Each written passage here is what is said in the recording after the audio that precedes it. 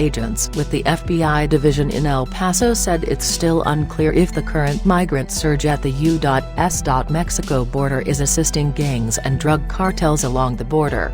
However, gangs in the borderland are not going away.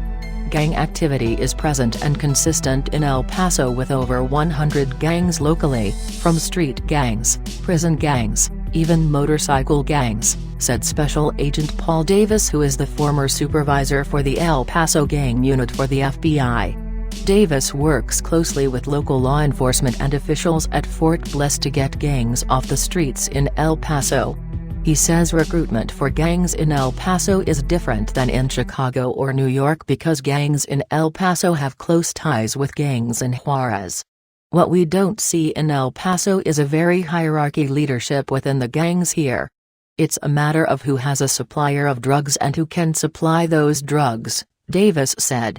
Davis said that gangs here in the borderland are reportedly trying to recruit people who may not necessarily fit the gang stereotype. Criminal actors have the freedom to move drugs easily in Mexico. With the border right here, the long-term family ties, and people knowing each other, even tourists go into Mexico and gangs go there and make these contacts.